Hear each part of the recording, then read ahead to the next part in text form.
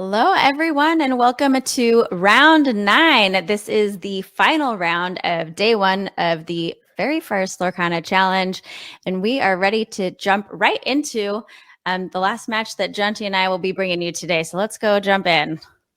That's it. We made it. We made it. We got here, and we're finishing it. with Rafael and Jesse. So this is table 2 at the end of the day here, both on 45 points, both locked in for tomorrow.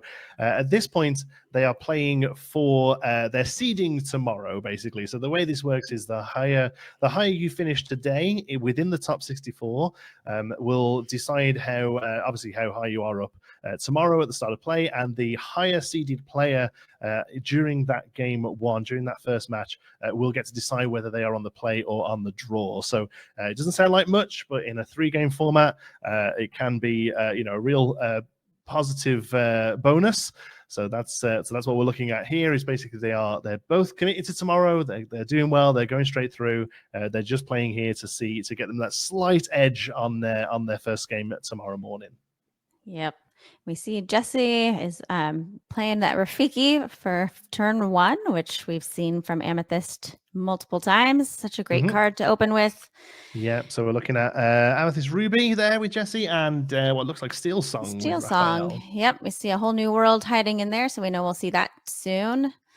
And we have the shift targets of Robin Hood and the Queen, but I don't see I see the larger Robin Hood there. So yeah, Raphael's line here is most likely going to be Robin Hood looking to shift the larger one and then hold New World in as quick as possible. I can see a flute as well, I think. So flute coming down maybe before the whole New World might be a play. So we're inking the Queen, and I feel like this is most likely going to go into either Robin Hood or Cinderella, because if we do see some removal, it's gonna help. But yeah, there's a tough line there. There's a few different ways that Raphael could have gone with that one. Yeah, do you think because he sees Amethyst there, so he knows the bounce package is coming, that maybe he went with Cinderella so he can get some of those songs out? Yeah, I think that's probably why it took such a long time to decide, because he currently doesn't have one of those songs in his hand. So he's really just playing here thinking, if I top deck one, I'm going to want to use it. So we see a second Rafiki come down here. So if that Cinderella is going to sing something on the one Rafiki, the other one's going to clean up there. So yeah, good one from Jesse. What would you say is the most favored deck in this matchup, with the Ruby Amethyst Control versus the Steel Song? I personally think Steel Song is probably at a bit of an advantage here, but again, it's at this level of play, it's really going to come down to the look of the draw and the player ability. I know I say that to sort of cover my back every time, but I really mean it here. I do think Amber Steel probably has an edge, just because it's going to have a lot more answers. But yeah, I still feel like this can be anyone's game here. So we see the Robin Hood there. So Raphael setting up the shift next turn. Next turn we'll be able to play the flute, and then no, we won't be able to do both. Sorry, we'll be able to shift and Whole New World, or play the flute and have one more turn off. It really kind of depends on what Jesse does here. We see a Fox bounce in the Rafiki. Nothing for the Fox to go into just yet, but just a way of just sort of developing that board as much as possible, so that when it matters, he's got some answers. Yeah, bringing that Fox down, even though he couldn't rush into anything, still gets a larger body on the board. Yeah, exactly that. And now, anything that turns sideways, maybe he's preemptively getting these ready for the Robin Hoods. A crab next turn will allow the Fox to trade into the Robin Hood, or even the Rafiki actually can trade into the Robin Hood. So yeah, it's a good line of play there, I think, just prepping for what's coming next. And there we see the Robin Hood shift there. The Robin Hood's going to sing grab your swords. Grab your swords. So it doesn't quite finish the Fox off there, but does. But we're gonna. There we go. Cinderella's gonna finish that off there. So yeah, absolutely not what I called at all. I assumed that we would get a Whole New World there. It's Steel Song's favorite thing to do. Is Whole New World as early in the game as possible. But yeah, Raphael just absolutely showing you why he's sat here on table 2 with 45 points. Sure. Just seeing the exact lines needed to shut down the Ruby Amethyst deck here early on. Yeah, I think clearing off Jesse's board really puts him in a better position for a whole new world so that Jesse doesn't have anything, when the hand turns over. Yeah, exactly that. And like we've said before, it slows down foxes and snakes and all those other things that need a body on the board. So we see a castle here come down, just sort of some future grab your sword proofing, I suppose. So there's a tricky line here for Rafael. We're going to get a flute down, which is obviously leaving him less ink to use after the whole new world, but it's still the line we see. We're ditching another flute, and we're getting rid of a be prepared, a Mary, and a friends. It's 3 cards you don't mind seeing go there. That's actually pretty solid for Rafael. For Rafael, yeah. But he's giving a whole new 7, of which we see another Maui, a Pinocchio, some Tremaine of them in there, yeah. And then over here we've got a Cinderella, some removal, and we're off. We're questing. So I think that's the first quest of the game, and maybe the graphics are behind. We will try our best to keep on top of that for you. Yeah, that flute was the first quest, and he has another first lore, and there's another one in hand too. So if you can get that second one down, that would be real nice, because we know that Steel Song has lots of songs coming. Yeah. So Rafael here's putting some just stuff down on the board. We're still a few turns away from a be prepared. Him now knowing he's gotten rid of one of them. Obviously, most likely 3 more in the deck. But even if it's there, it's still a couple of turns away. So that's quite a safe play here to get some of those bodies on the board. The queen there, obviously a great shift target for the larger one that's going to let some nice trades happen in a moment.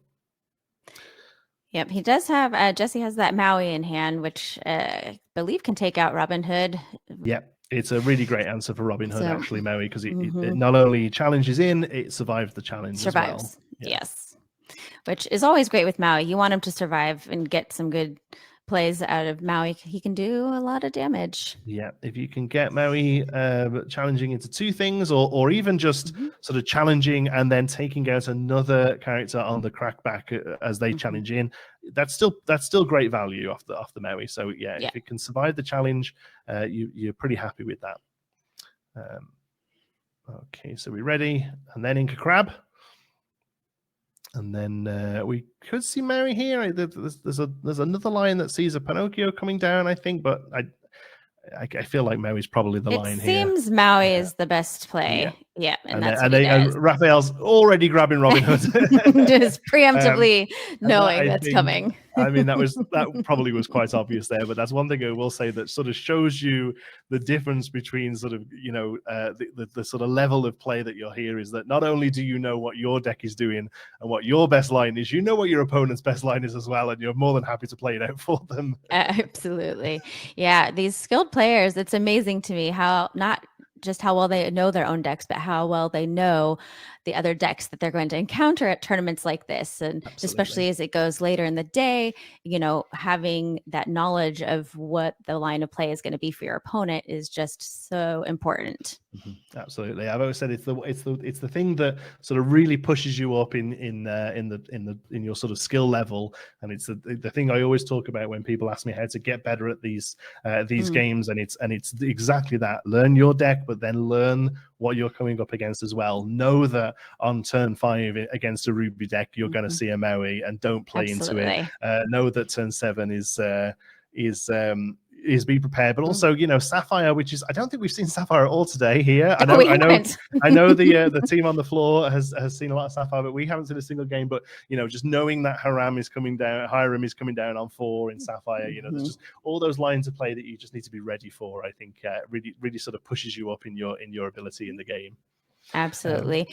And Raphael got rid of that Queen's Castle had Along Came Zeus, and then used a character to challenge into it to finish it off. So Jesse's board is completely cleared now. And again, Jesse's just going to be like really looking to get to that B prep at this point. I think it's still a couple of turns away.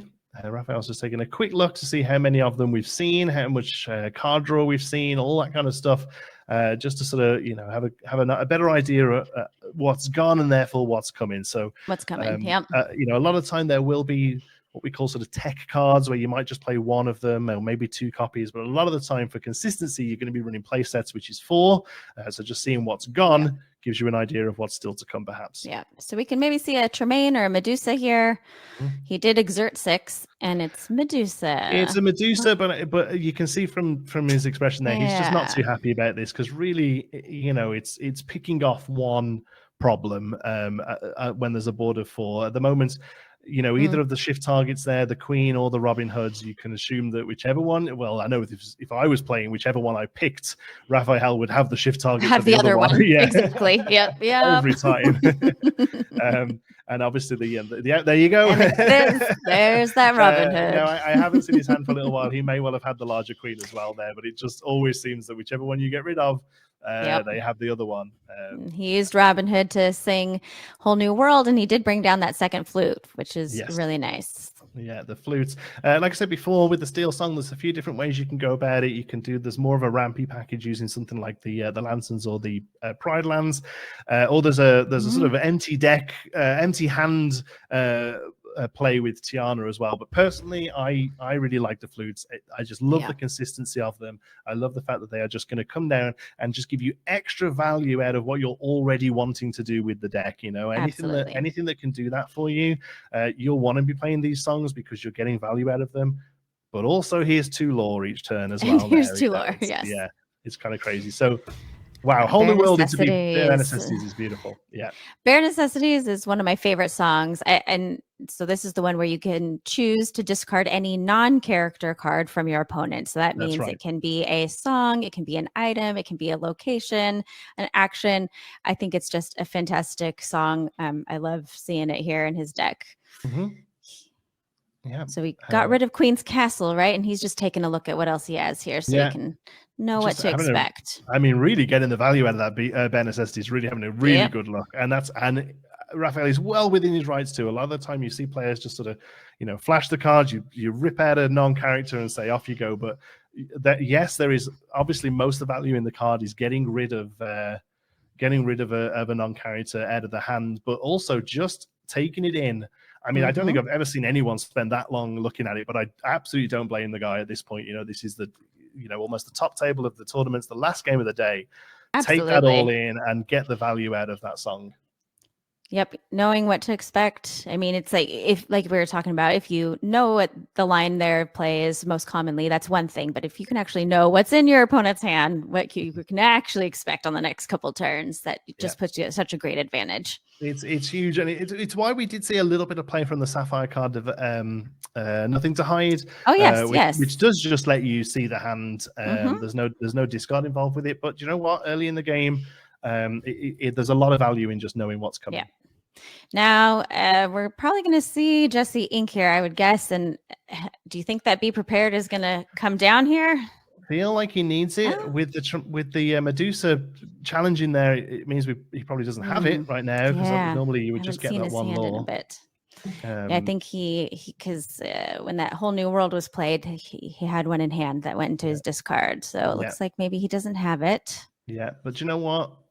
Medusa taking out something, the Fox coming down and letting you value that Medusa again is great. Yeah. The Fox doesn't have 4 damage on it. That has 1 damage from the Cinderella.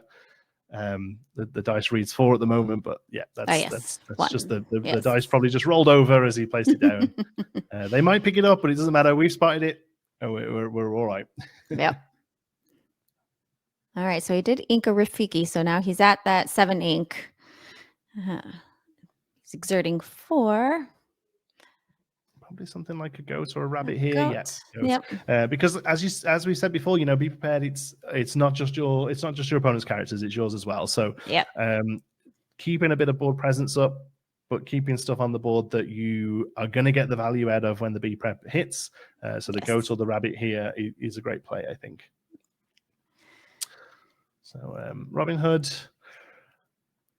A few different lines for Raphael here. He's going to be probably still looking to sing with that Robin Hood, or even challenging into the Fox, putting 2 on the goat isn't awful. Challenging into the Fox and gaining 2 lore isn't awful. I'm getting my giant Tinkerbells and Robin Hoods mixed up. Do you think he would hardcast a song here though to get that to lore from the Sleepy's flute? It's not a terrible idea, yeah. And this is a really great line here, by the way. We just seen With the Rapunzel coming down here and healing up Robin Hood. So Robin will still have one on him after that, but yeah, otherwise still good. There we go. So we after having 4 damage on the fox, we're now on top of our damage dice, and that was great. Corrected, yeah.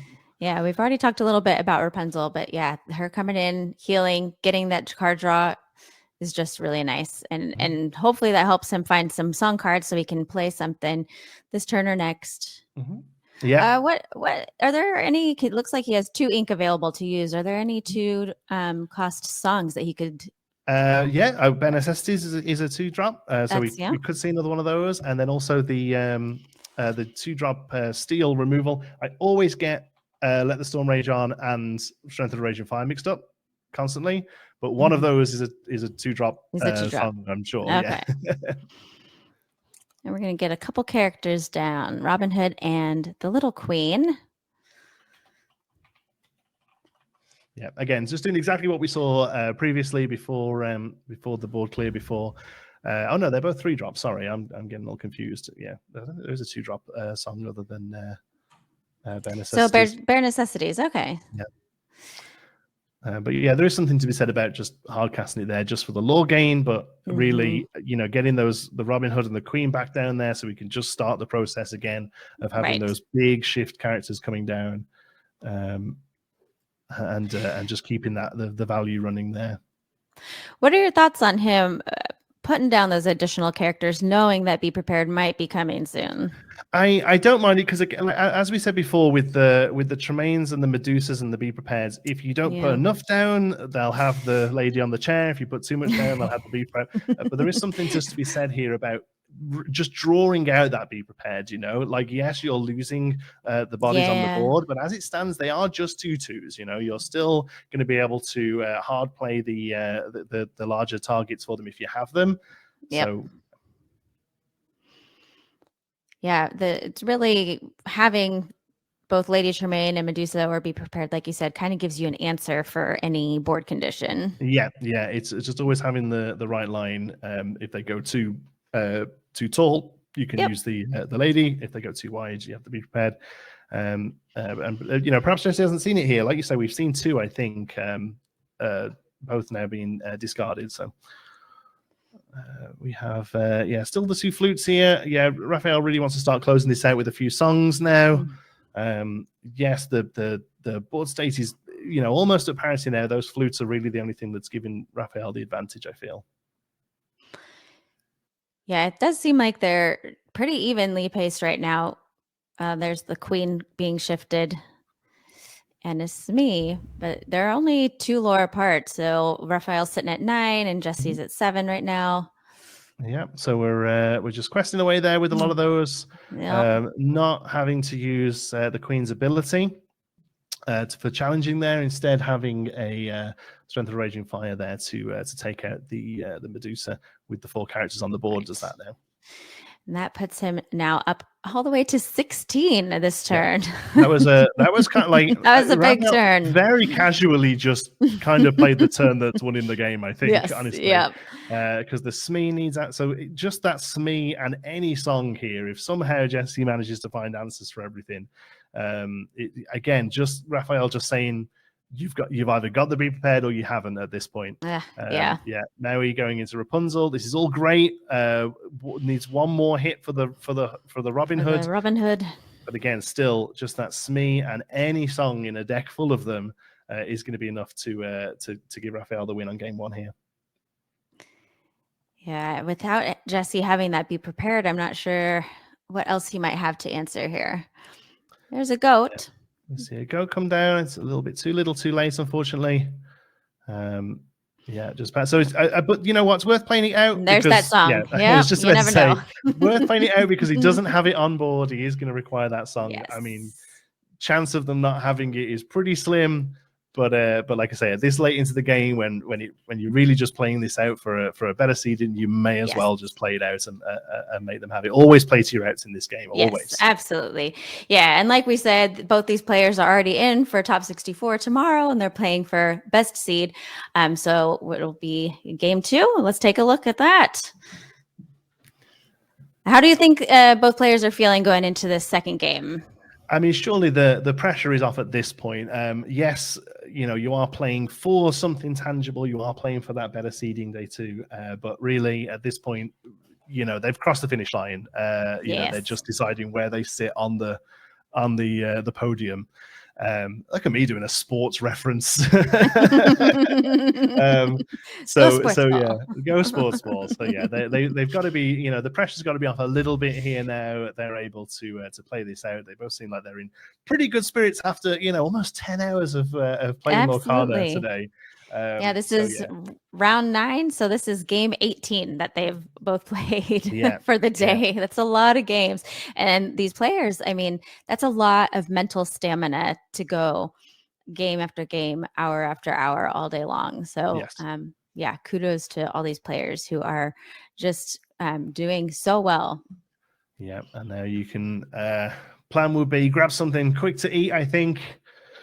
And try and get some rest, because it starts all over again tomorrow. It's all over. Okay, so we're taking a look at our hands here. It'd be interesting. We because of the wonders of editing, we haven't had to sit through the alterations, but it is an interesting process. There's a lot going on here. There's a lot to decide, especially in the game 2, when you know quite well what your opponent's deck is doing. At this point in the game, at this point in the day, you may have an idea of what your opponent's deck is just from sort of seeing them play, or maybe you've even played them already at this point. So but now you really got a good idea of what the deck is made of, what it's trying to do. There's variations in all of these, so whilst it doesn't really matter here, if Jesse was playing steel, he might dig a little deeper for benches, knowing that Rafael's relying on the flutes. That's the sort of thing you're looking for here in your game 2 hand altering. Yep. We saw Jesse alter his hand there with 4 cards, and Rafael took just one single card. So hopefully that was the one he was looking for. I'm never quite sure what I'd rather my opponent do. Would I rather them put all 7 back, or just look at their open 7 and go, oh, let's go? Yes. I'm not sure what I would rather, really. Just one is that means that whatever he's got must be pretty solid. Yes.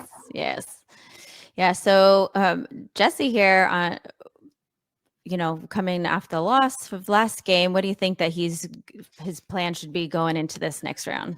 I think just kind of sticking the landing here. I think now with Jesse playing for that game 2 win, pressure is really off here. But again, it's just going to be doing exactly what he's trying to do game 1, which is get rid of those shift targets as fast as possible. Yeah. Having to link of friends isn't nice. Never want to see friends go into the inkwell, but and no turn 1 play from Jesse either. Mm-hmm. So here we go. We have the Robin Hood. We have a Benja, which I don't think will come up. Jesse may be playing Sorcerer Spellbook, and we just didn't see it in game 1. But we're actually inking the Cinderella. Inking the Stout-Hearted here. And we're questing for one pretty safe quest there. There's I suppose there is the Queen of Hearts, which is a 2-drop rush in Ruby. But again, Rafael didn't see it in game 1, having gone through a good half of Jesse's deck. So I think it's a pretty safe quest here for 1, even though you really want to be protecting your shift targets. Yeah, and when you don't have a turn 1 play on Ruby Amethyst, you really want something turn 1 so you can bring down a snake, maybe turn 2. So he does have a Cusco here, but nothing, no big bodies to really do damage over here, especially with that Smee, because that's a 3/3, correct? Yes, the Smee is going to put a lot of work in here, because whilst it's a really great body, it's also just going to sit behind this Robin Hood, which is going to be the big threat here. There it comes. Yes. So we've got this shift Robin Hood. There's an argument that we just start questing out here and really putting the pressure on early. Yeah, there we go. Which he does. 4 more from Rafael.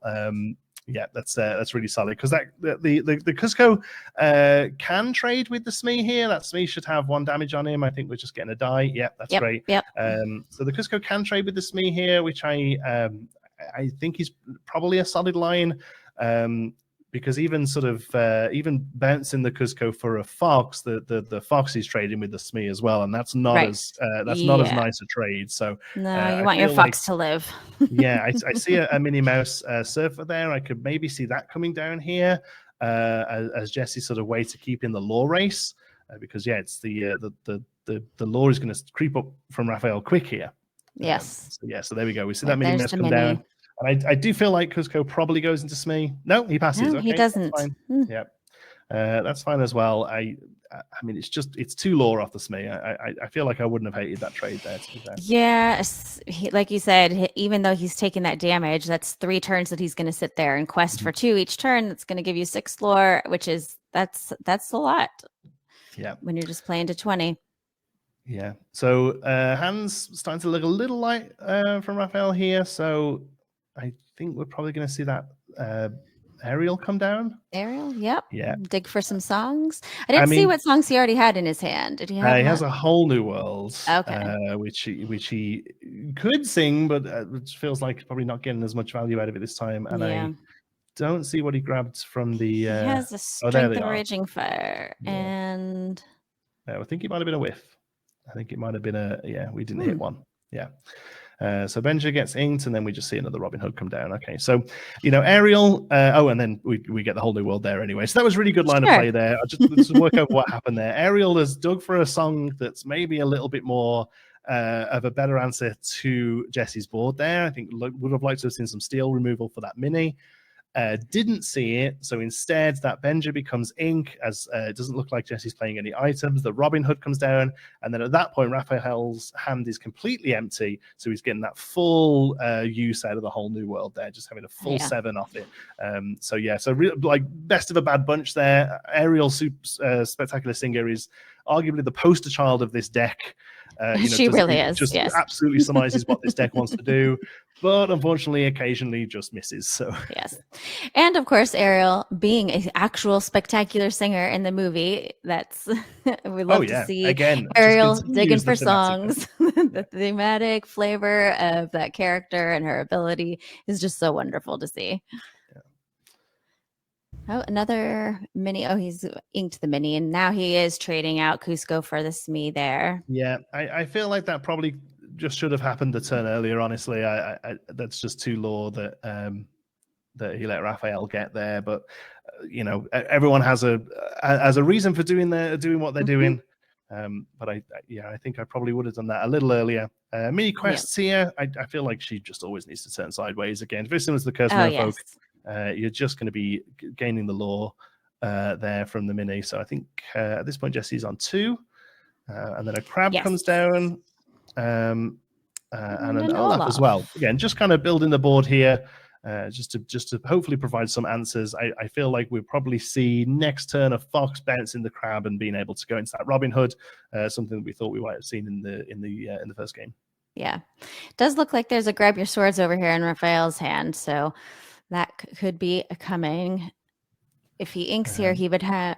Well, he could sing it with Robin Hood too. Yeah, I mean, Grab Your Sword's a great card. It doesn't actually clear anything here, though. They all have 3 on the willpower. They all have 3 willpower. So it is a good card, but it's actually going to get a little outpaced here, actually. Yeah. But I'm trying to see what else we've got going on here. Yeah, and he doesn't have any flutes yet. So he's thinking about singing with Ariel, it seems like. Yeah, he's got a Bare Necessities. He's got a Bare Necessities. Grab your swords. And let the storm rage on, it looks like. Which that does just 2 damage as well. So nothing that can really take out anything that Jesse has on the board. Mm-hmm. And also, and I'd say this way as well, that's not coincidence, right? Jesse is completely playing into the fact that Jesse will know full well what all of the steel cards are able to do. He'll know that Grab Your Swords is going to be a risk. He'll know that Let the Storm Rage On is going to be a thing, and will purposefully be looking for those larger willpower bodies to help get past that. So he's played into it perfectly. We're seeing a really great great game here, I think. He's going to sing, grab your swords now. There it is. So that gets rid of the crab. So again, Rafael, you would look, some people would look at that and think the mini is the one to get rid of there, but Rafael is just thinking ahead.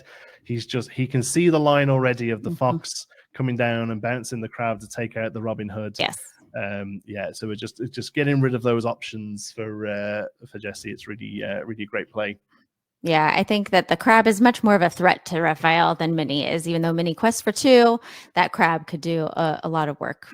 Yeah, especially where you just want to keep turning this Robin Hood sideways here. It's getting you a lot of lore. So that was 3 lore there, I think. So I think Rafael is up to 9 at this point. It looks like the graphics a little bit behind, so we'll do our best to keep you up to date with where we're at to now. I think Rafael's at 9, and I think Jesse is at 2.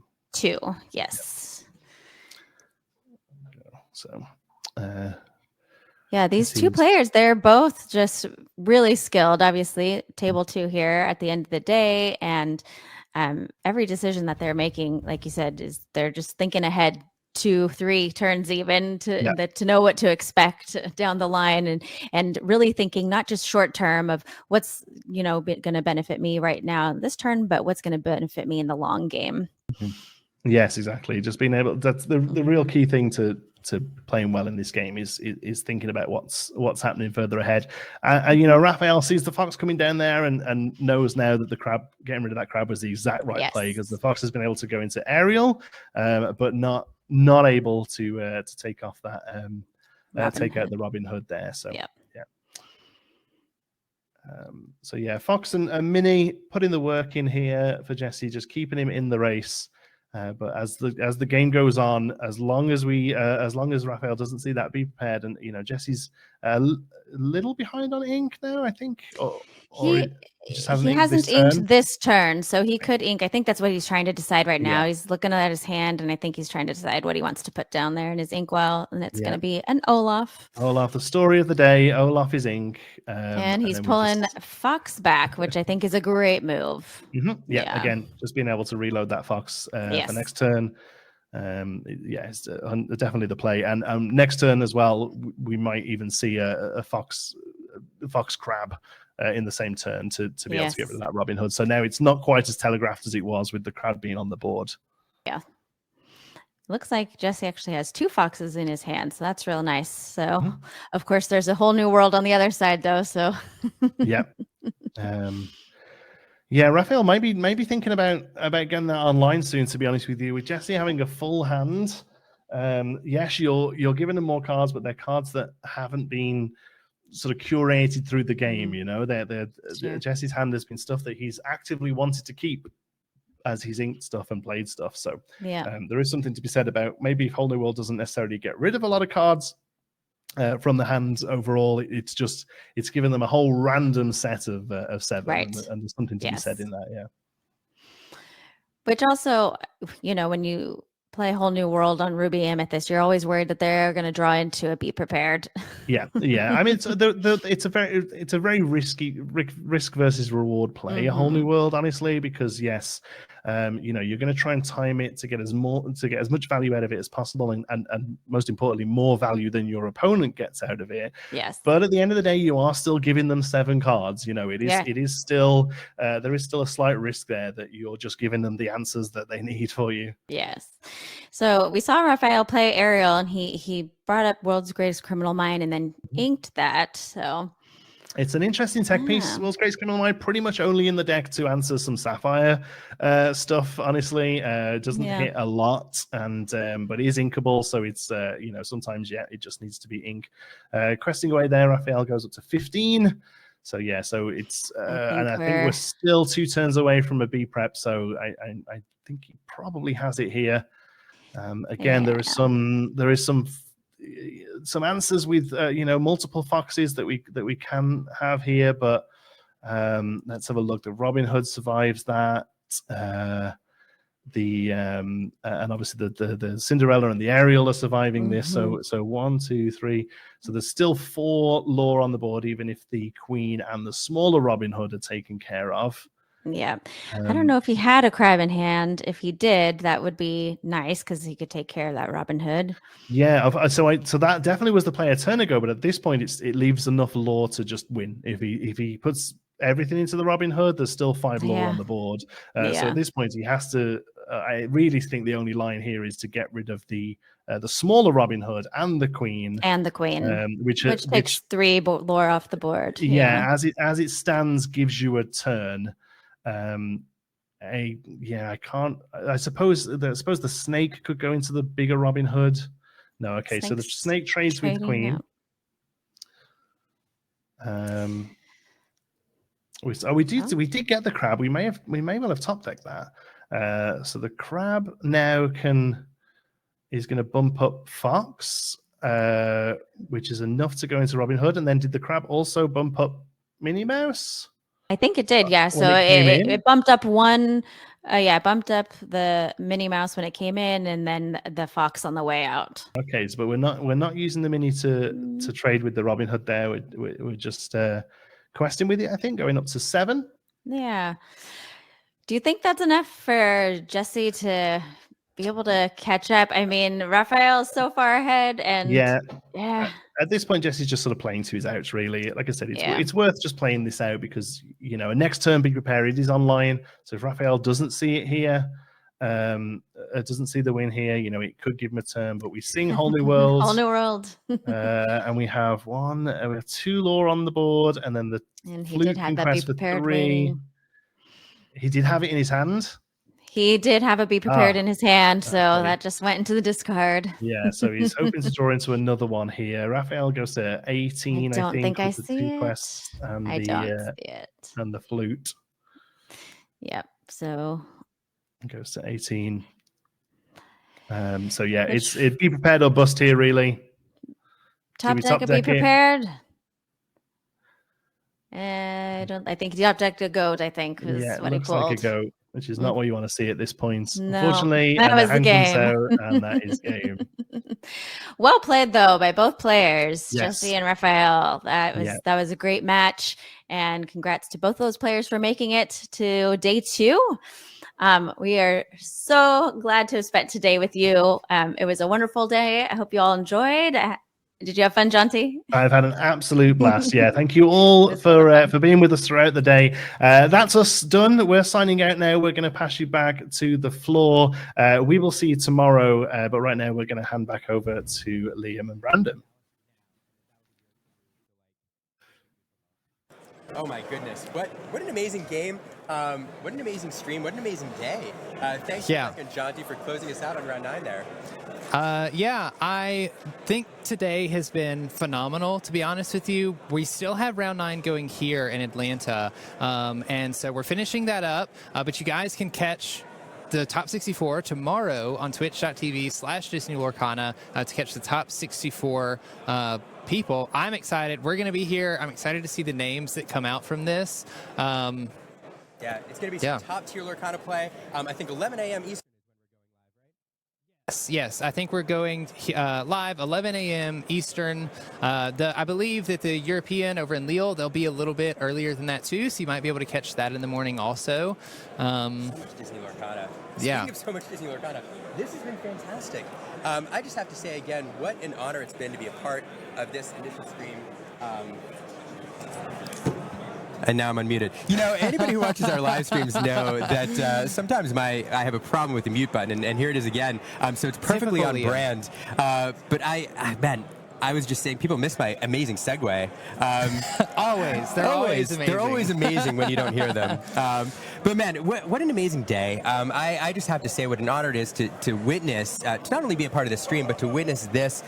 We have over 2,000 people coming together, not only to play Disney Lorcana Challenge and play in the official event, but play in side events, win some prizes, meet amazing people, walking around, seeing the cosplay, seeing the moments. I want to get your impressions, and then I have one kind of fun moment that I want to share before we sign off. Yeah, I mean, I promise I'm not lying when I say this. I know it might be hard to believe, but more than twice today, I was just walking around the convention hall, meeting people, talking to people, and in passing, not even people talking to me, where I would hear people be like, this is the best community. Like, everybody that I talked to today has been happy. Everybody's been so nice and so kind. There were a couple maybe mishaps that happened, or judge calls, players that were trying to do something that maybe they weren't being as nice, but that was like so rare. Everything that I've heard was super positive, and the fact that I'm hearing that from other people's conversations just passing by should go to show just how awesome it was today. I mean, between the tournament running pretty smoothly, everybody seemed pretty happy, to be honest with you, Very with happy. how the tournament went. A lot of them seemed gassed, but that's because they had such a fun time playing all of the 9 rounds. And then the people that decided to drop early, I have pictures being sent to me from locals that are here that traveled with me. They've got a ton of cool prize wall stuff also. So, like, there's a ton of stuff for people to do who maybe even don't do as well during the competition themselves. So, like, I cannot express enough or stress enough just how fun, and I don't want to say overwhelming. Overwhelming is not the right word, but it's just like, it's been so positive. It's been crazy. Yeah, to see Lorcana come from, an announcement at D23 to release, and then less than a year from release to this is really fantastic. I was talking with somebody who I met out there, and they were telling me about this moment where they were sitting at a table, just hanging out with some friends, playing a little Lorcana, and Ryan Miller comes and sits down right across from them and says, "Hey, do you want to play a game?" Brought out a couple packs and introduced them to this fun way to play. But midway through the game, Ryan realized that he was not going to be able to pull it out and was losing the game. So he pulled out a Sharpie, took his opponent's card, changed the willpower on it, and then added 2 additional lore pips, lore counters to his Pegasus, and said, "All right, now we can go to the next turn." And somebody said, "Ryan, how do we know is that official?" And he took the cards, he signed them, and said, "Yeah, this makes it official." Oh my goodness. And I highlight that because those types of fun little moments with not only members of the company but friends and community members have been happening like over and over and over again here behind us, and it's just been delightful. So what do you even do in that scenario? I don't know. I like to jab at Steve because of when I think he was over in France for something, and he played the Beast against somebody that hadn't even been released yet. I always jab at him about playing against him because I don't want to play against a designer in case they play a card that hasn't been released. But now we've got designers just changing the stats on the cards right in front of you. That's great. That's so funny. Yeah, no, it's amazing. And, so those moments are happening here. They're going to be happening at more Disney Lorcana challenges. We have more coming up. With that, there are still some tickets available for Fort Worth. Chicago's sold out. That's the next one. But Fort Worth, July 20th and 21st, there are still main tickets available for sale. And I'm getting reports that actually quite a few sold since the start of this challenge this morning. So get your tickets now if you haven't, because I would love to see you there. And I know you're going to be there as well, Brandon. Yeah, I plan to be there. Unless I'm wrong, I think I heard there were 2 tickets still available for the Dallas-Fort Worth one. So if you haven't gotten them yet, we've seen a couple people purchase tickets after today, hopefully after watching this live stream and seeing how awesome that the event has been running so far. Appreciate everybody that's done that, but be sure to go get those tickets if you want to experience again. I'm going to be at Chicago. I'm going to be at Fort Worth. Liam, I know you're planning on going to Fort Worth too, right? Yeah, so we'll both be there. We're excited to be there. I don't know what else I can say about how great this day has been. Yeah, it's been wonderful. So whether it's an attendee ticket or a challenge ticket, make sure you check them out because these have been great events. Yeah, and be sure to tune in tomorrow. Like I said earlier, we will be covering the top 64. It'll be a best of 3 format. They'll have 70-minute timers for those up until the quarterfinals. And then once we get to top 8, it'll be untimed, but we'll be here to cover all of that.